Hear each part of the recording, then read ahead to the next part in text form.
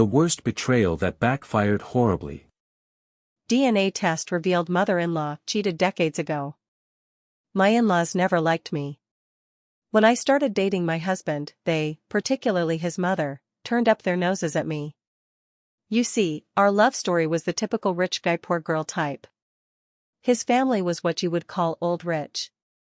Meanwhile, my family, while not exactly dirt poor, was in the slightly lower middle class level. But we were college sweethearts, both majoring the same course, both having the same interests, so our social status wasn't really an issue for us. After college, he got to work at one of his dad's companies. I got a job at a med-sized company in a near state. We still managed to see each other often, though. He even requested to be transferred to an office near mine.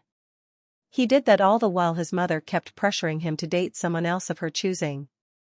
He never even entertained the thought. And I know his mother hated me all the more because, according to her, I was manipulating her son. He married me anyway. It took us years to finally get pregnant, and when we did, his parents doubled their efforts to break us up. They accused me of cheating on him and passing the child off as his. My husband never believed them and even told them we would go no contact if they let this up. But they did not slow down. They even demanded paternity test, so my husband stopped communication with them. I told my husband that we should probably just get the test so they would finally shut up. But he was adamant that I would not be put into any more stress from them. I was so lucky that my husband did not let his parents dictate his life, even though he was very close to his dad and was training to take over their businesses. I gave birth to a daughter who looked like me. My husband was able to keep his parents away from me during my pregnancy. When I gave birth, however, he allowed them to see their granddaughter. They were civil enough to me during their visit. I thought seeing their granddaughter would soften their attitudes at least. However, about a week later, they visited me at home while my husband was out on errands. They insisted on the paternity test again, telling me that I should convince my husband to take it and tell him that it was my idea. I told them that my husband would never believe that it was coming from me, but I was willing to take the test with them.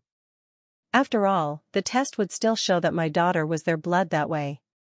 My mother-in-law scoffed at the idea, insisting it wouldn't be accurate, but my father-in-law agreed. She didn't want to do it, though.